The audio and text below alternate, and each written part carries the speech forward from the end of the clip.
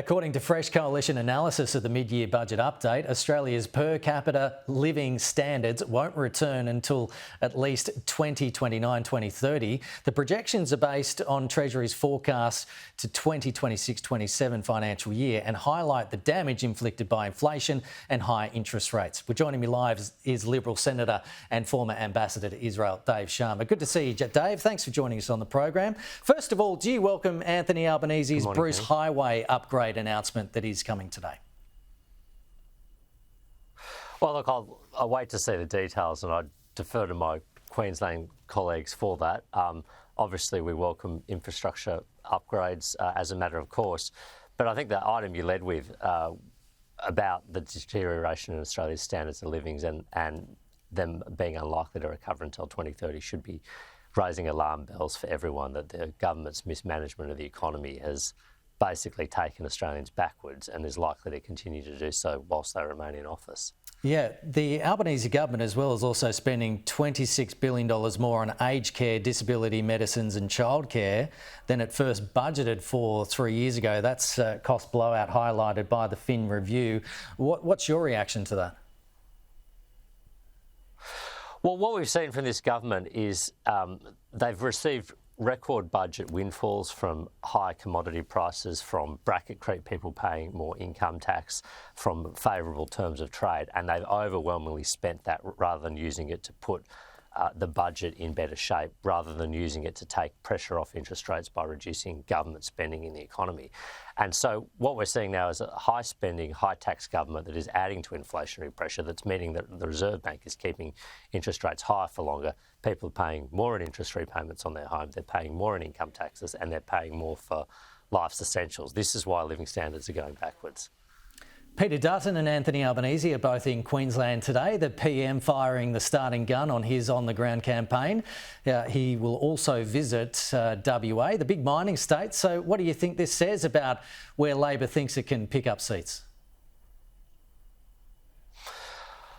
Well, look, I think obviously there's going to be an election held this year. You know, the latest it can be held is May. It could well be sooner than that. That's really the Prime Minister's call.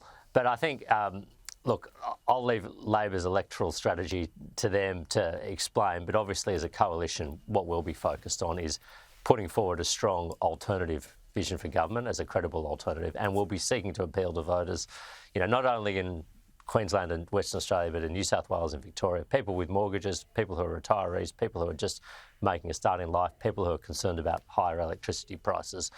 This is where we hope to win the election, by commanding the centre ground.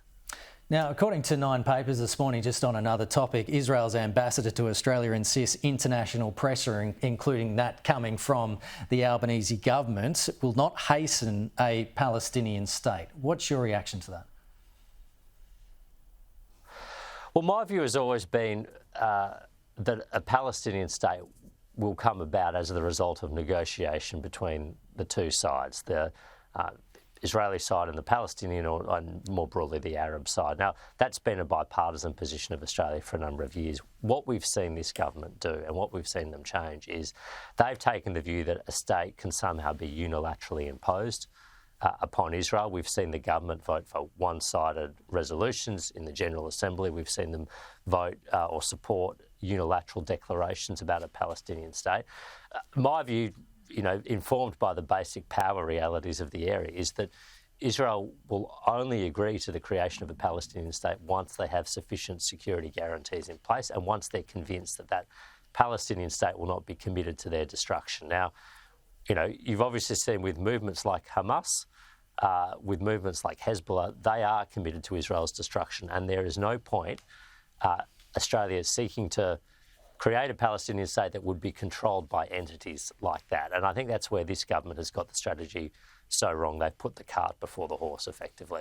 Are you surprised President Biden has made one of the largest weapon sales to Israel at $8 billion US just before Trump takes office? And do you welcome the sale? I do welcome the sale. I think it's important. Israel has always shown itself that it's willing to defend itself, but it does seek, you know, advanced military equipment from key partners like the United States. I think for Biden, this is about cementing his legacy as a president, a democratic president who has always been supportive of Israel, and he has shown that, in my view, since the 7th of October 2023, since the Hamas terrorist attacks. That whilst he, would dearly like to see these conflicts brought to an end, whilst he would dearly like to see an end to civilian suffering, he also recognises that the only true way to peace in the region is with a strong Israel that is able to defend itself. Israel confirmed on Saturday that negotiations for a Gaza ceasefire and hostage release deal had resumed in Qatar.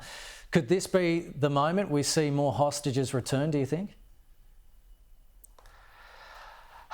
Well, look, I would hope so. I mean, there's about 101 hostages still being held. We don't know what state they are in. I hasten to add, we don't know how many of them remain alive. They've been held now for 15 months. They have been held, by all accounts, in inhumane conditions.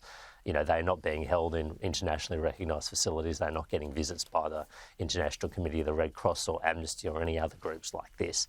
And we've seen from the hostage videos that have been steadily released, including one just a few days ago, that they are in a distressing state. So I would dearly like to see the hostages released. I think what we can do in the international community to help bring about a ceasefire is to make sure that we stress that Hamas has done the wrong thing, that they should be releasing the hostages immediately and unconditionally, that the way this conflict ends and the way the suffering for the Gazan civilian population ends is for those hostages to be released. That has always been the key to creating an enduring ceasefire in this conflict. Hamas has been intransigent to date, and in part it's because they haven't faced sufficient international pressure to release those hostages.